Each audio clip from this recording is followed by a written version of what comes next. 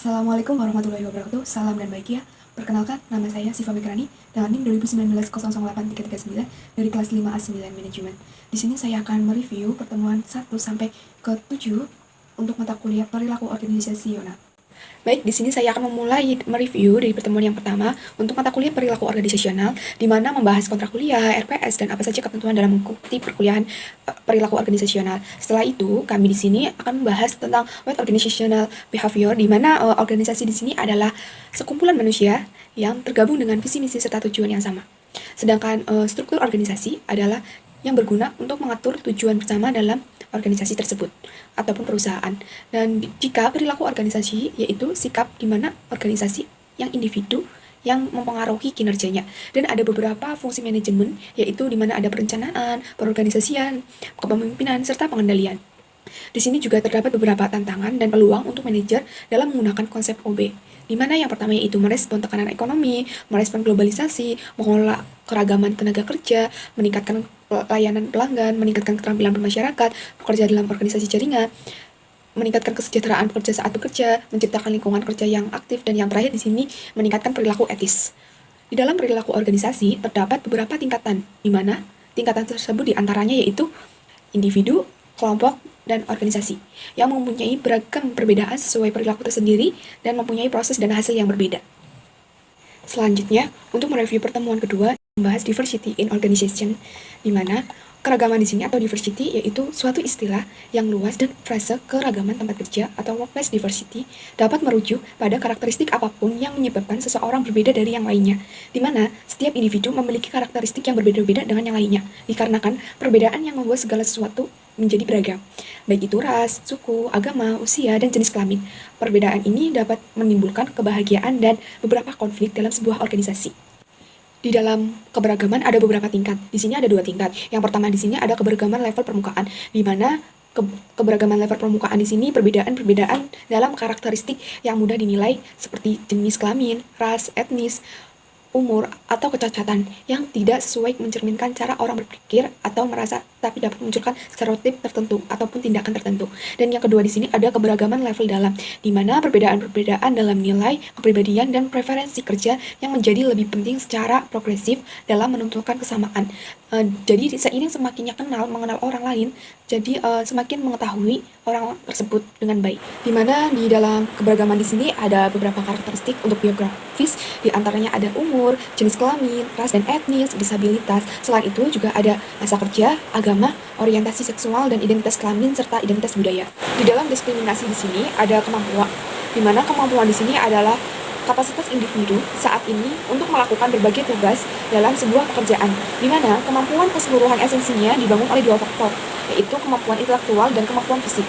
Untuk kemampuan intelektual, yaitu kemampuan yang dibutuhkan untuk melakukan aktivitas mental, berpikir, penalaran, dan pemecahan masalah. Sedangkan kemampuan fisik, yaitu kemampuan yang dikeluarkan oleh anggota tubuh manusia yang digunakan untuk melakukan aktivitas fisik yang menguras tenaga otot manusia sendiri. Dan di mana di sini ada peran disabilitas, pentingnya kemampuan dalam bekerja untuk menciptakan masalah. Jika kita melihat keragaman dari sisi disabilitas tersebut, dikarenakan disabilitas tersebut tidak sesuai atau tidak diharapkan pada umumnya manusia. Dan di mana di sini ada mengimplementasikan strategi manajemen keragaman, di mana manajemen keragaman di sini adalah proses dan program untuk manajer membuat setiap orang sadar dan sensitif pada kebutuhan dan perbedaan lainnya. Ini pada pertemuan ketiga dengan attitude and job satisfaction, di mana attitude di sini dapat diartikan sebagai suatu sikap yang mengatur tingkah laku manusia dalam berinteraksi maupun berkomunikasi dengan sesama manusia lain. Di mana orang yang sopan belum tentu mempunyai attitude yang baik, namun seseorang yang mempunyai attitude yang baik pasti akan berperilaku sopan. Dan di organization behavior berkontribusi pada 3 attitude, di mana yang pertama di sini ada job satisfaction, job involvement, dan organization commitment. Untuk job satisfaction di sini adalah kondisi mengenai sikap individu secara umum berdasarkan pekerjaannya, di mana seseorang yang mempunyai tingkatan tinggi pada job satisfaction, maka pasti mereka memiliki sikap yang baik pada pekerjaannya dan maupun sebaliknya. Sedangkan di job involvement, di mana seseorang diidentifikasi pada pekerjaannya sendiri dan secara aktif berpartisipasi dalam pekerjaan dan menganggap penampilannya itu atau kinerjanya itu untuk harga diri. Jadi jika dia kualitasnya bagus untuk diri sendiri dan tidak menghiraukan omong-omongan orang lain. Dan untuk organizational commitment, di mana sejauh mana karyawan dapat mengidentifikasi dengan sebuah organisasi tertentu dan tujuannya pada keinginan untuk mempertahankan keanggotaan dalam organisasi dan juga berkaitan dengan loyalitas pekerjaan dengan kerjaannya. Di sini, attitude sangat penting dikarenakan untuk mencerminkan nilai dasar, kepentingan pribadi, serta penilaian terhadap individu ataupun kelompok. Jadi di sini attitude ini lebih penting ya daripada untuk sopan, karena jika attitude mempunyai sikap yang baik akan menimbulkan kesopanan. Tetapi jika memiliki sikap sopan tapi tidak memiliki attitude yang baik, itu sama saja. Dimana pada pertemuan ketiga kita juga membuat paper per kelompok yang sudah dibagi kemarin dan dikumpulkan melalui Disempedar. Dan dimana dalam paper tersebut membahas tentang emotion and mood, dimana terdapat 3 terkait erat dalam mempengaruhi emosi atau emotion dan suasana hati atau mood, yaitu yang pertama di sini ada afeksi atau afek, adalah perasaan yang dialami seseorang meliputi emosi maupun suasana hati. Yang kedua di sini ada emosi atau emotion, adalah perasaan intens yang diarahkan pada seseorang atau sesuatu, reaksi terhadap seseorang terhadap kejadian. Emosi dapat ditunjukkan ketika mereka merasa senang mengenai sesuatu ataupun marah kepada seseorang ataupun takut terhadap sesuatu hal. Yang terakhir di sini ada suasana hati atau mood, yaitu perasaan yang kurang intens dibandingkan emosi dan sering ataupun meskipun tidak selalu muncul tanpa sebuah peristiwa spesifik sebagai stimulus.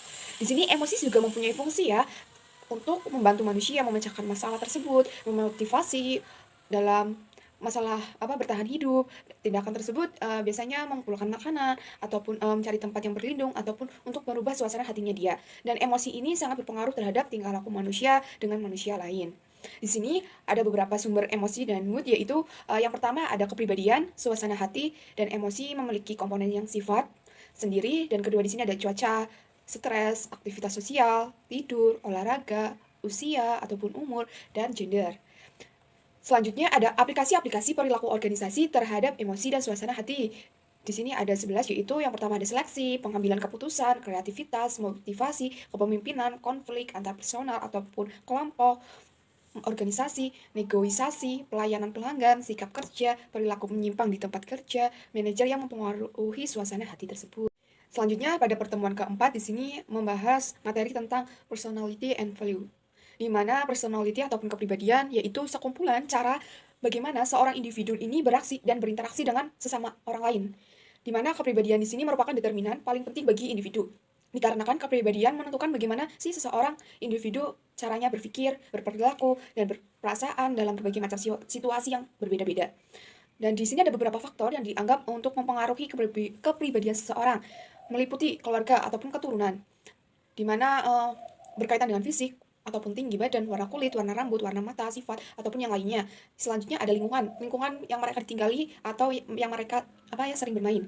Dan selanjutnya ada gabungan ataupun convergence, di mana seseorang akan menurunkan pola asuh dari orang tuanya ataupun keluarganya dan akan mendapatkan pengaruh dari lingkungan sekitar. Jadi 80% sama 20% ataupun 50-50. Di sini menjelaskan tentang value ataupun nilai, di mana menunjukkan alasan dasar bahwa cara pelaksanaan ataupun keadaan akhir tertentu lebih disukai secara pribadi ataupun sosial dibandingkan cara pelaksanaan atau keadaan akhir yang sangat berlawanan. Di sini pentingnya nilai ini untuk memberikan pengertian mengenai sikap, motivasi, dan perilaku individu maupun budaya, dan juga mempengaruhi persepsi terhadap dunia di sekitar kita, menghasilkan interpretasi benar maupun salah, dan juga menyiratkan beberapa perilaku atau hasil yang lebih disukai daripada orang lain. Jadi etika di sini merupakan cerminan dari kepribadian seseorang yang melalui cara beretika dapat menilai dan mengetahui sifat dan ciri kepribadian diri sendiri maupun orang lain. Dan di sini di dalam pembentukan etika di sini ada beberapa faktor yang mempengaruhi, baik itu faktor internal maupun eksternal. Sifat bawaan dari lahir ataupun watak merupakan faktor internal yang mempengaruhi pada etika seseorang. Dan sedangkan pada faktor eksternal, etika seseorang sangat dipengaruhi bagi lingkungannya, di mana tempat seseorang itu berada, tinggal, bermain, dan pada dasarnya kepribadian dari diri seseorang merupakan cerminan dari kesuksesan seseorang. Pada pertemuan kelima di sini membahas tentang perception and decision making, di mana persepsi ini merupakan proses yang terjadinya di dalam diri individu yang dimulai dengan diterimanya rangsangan sampai rangsangan itu disadari dan dimengerti oleh individunya tersendiri ataupun diri sendiri, sehingga individu tersebut dapat mengenali dirinya sendiri dan keadaan di lingkungan sekitarnya. Di mana ada beberapa faktor yang mempengaruhi persepsi, di antara lainnya yaitu ada faktor fungsional, di mana dari kebutuhan, kegembiraan, ataupun dengan suasana hati, pelayanan, dan pengalaman masa lalu bagi seorang individu. Dan yang kedua di sini ada faktor struktural, di mana faktor-faktor tersebut timbul atau dihasilkan dari sistem syaraf individu tersendiri. Jadi tidak dari orang lain. Dan yang ketiga di sini ada faktor situasional, di mana yang berkaitan dengan bahasa nonverbal. Dan yang terakhir di sini ada faktor personal, terdiri atas pengalaman, motivasi, dan kepribadian yang sudah dicantumkan pada dirinya sendiri. Untuk beberapa faktor, di antara lain ada internal maupun eksternal. Jika internal di sini beberapanya yaitu di antara lain ada fisiologis, perhatian, minat, kebutuhan yang akan digunakan atau diserahkan, pengalaman maupun ingatannya individu tersebut, serta bagaimana sih suasana hatinya. Sedangkan untuk faktor eksternal di sini ada beberapa yaitu ukuran dan penempatan dari objek ataupun stimulus, dan warna dari objek-objek, keunikan dan kekontrasan stimulus, intensitas dan kekuatan dari stimulus, serta motivation ataupun gerakan individu mengenai persepsinya. Teori yang mendasari persepsi individu, yaitu teori atribus. Teori atribus ini teori yang mengamati suatu perilaku individu dan menentukan perilaku tersebut apakah berasal dari faktor internal ataupun eksternal. Di sini juga ada beberapa pengaruh dari teori atribus, yaitu kekhususan, konsensus, dan reaksi yang sama dari waktu ke waktu. Jadi tidak berubah. Dan di sini ada beberapa faktor yang biasa digunakan dalam menilai orang lain, yaitu selective perception, yaitu di mana individu merasakan apa yang mereka inginkan dalam pesan media dan mengabaikan sudut pandang yang berlawanan. Dan yang kedua di sini ada halo effect, yang artinya di sini penilaian seseorang berdasarkan pendapat pribadi yang dilakukan secara sepintas ataupun singkat, dipengaruhi oleh pengalaman pertama atau kesan pertama yang melekat pada orang lain yang dinilai saat bertemu. Di sini ada juga beberapa aplikasi yang spesifik dari organisasi untuk menilai calon pekerja. Di sini ada di mana sih untuk menghindari halo effect ataupun pewawancara calon pekerja. Terus sama bagaimana sih rasional terbatas itu pada pertemuan ke-5. Selanjutnya pada pertemuan ke-6 di sini membahas tentang motivation concept, di mana motivasi adalah sebuah dorongan atau alasan yang mendasar semangat dalam melakukan sesuatu. Motivasi di sini dapat menimbulkan dorongan dan semangat yang menimbulkan suatu pekerjaan yang lebih baik. Dan beberapa jenis-jenis motivasi diantaranya yaitu motivasi internal maupun eksternal. Jika motivasi internal adalah motivasi yang tumbuh dari dalam diri seseorang tanpa dipengaruhi orang lain untuk melakukan sesuatu untuk mencapai tujuan. Jadi motivasi internal di sini tidak ada campur tangan oleh orang lain. Jadi atas diri sendiri, kesadaran diri sendiri. Dan jika motivasi eksternal di sini bercampur tangan dari orang lain. Jadi motivasi yang datang dari luar diri seseorang dengan harapannya untuk mencapai tujuan menguntungkan dirinya sendiri ataupun bersama-sama. Di sini ada proses motivasi, di mana proses motivasi ini menurut Zenun yaitu disebabkan adanya kebutuhan yang mendasar, dan untuk memenuhi kebutuhan timbullah dorongan untuk berperilaku. Jadi bila mana seseorang sedang mengalami motivasi atau sedang memperoleh dorongan dari orang lain atau dari diri sendiri, maka orang tersebut akan mengalami hal yang tidak seimbang dan juga akan lebih maju gitu. Dan di sini ada beberapa gambaran bahwa setiap individu mempunyai kebutuhan yang kekuatannya antara satu dan lainnya, yakni antara satu individu dengan individu yang lainnya akan berbeda-beda dan tidak akan sama, sehingga akan menimbulkan dorongan kebutuhan yang tidak seimbang yang dilakukan dengan melalui tindakan-tindakan atau kegiatan-kegiatan untuk mencapai tujuan. Dan setelah mencapai tujuan tersebut barulah akan terasa puasnya jika sudah selesai, dan jangka waktu yang ditentukan akan timbul kebutuhan lagi untuk terpenuhi lagi. Dan apabila suatu kebutuhan yang sama timbul berulang-ulang dengan berlangsungnya waktu, maka yang berlaku adalah proses motivasi, sebagaimana gambar proses motivasi di sini tersebut. Dan namun jika setiap kali timbul kebutuhan baru, tetapi kebutuhan tersebut termasuk keadaan jenjang golongan yang lebih tinggi tingkatannya, maka biasa disebut dengan jenjang kebutuhan Maslow. Jenjang kebutuhan Maslow di sini menyatakan bahwa bila kebutuhan minimal atau fisiologis saja belum terpuaskan, maka kebutuhan kelompok pertama ini akan menuntut paling kuat untuk dipenuhi. Setelah kebutuhan fisiologis terpuaskan, maka akan terasa adanya tuntutan dari kelompok kebutuhan kedua atau keamanan dan keselamatan kerjanya, dan seterusnya. Setelah kemudian kebutuhan sosial, kebutuhan penghargaan, dan kebutuhan aktualisasi diri. Yang terakhir di sini yaitu pada pertemuan ke-7, di mana di sini kita semua diberikan jurnal oleh ibu dosen tentang motivation from concept to application, di mana dalam materi ini berfokus pada penerapan konsep motivasi, dan di mana saling berhubungan teori motivasi dengan praktik yang seperti keterlibatan karyawan dan bayaran berdasarkan keterampilannya tersebut maupun kinerja karyawannya.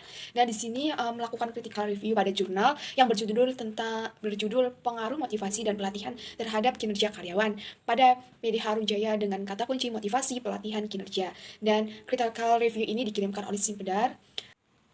Biru laut seperti kolam, ikan paus pandai menyelam. Dari lubuk hati yang paling dalam, saya tutup review dari saya pertemuan 1 sampai pertemuan ke-7 perilaku organisasi dengan salam. Ada kurang lebihnya, saya mohon maaf. Wassalamualaikum warahmatullahi wabarakatuh. Salam.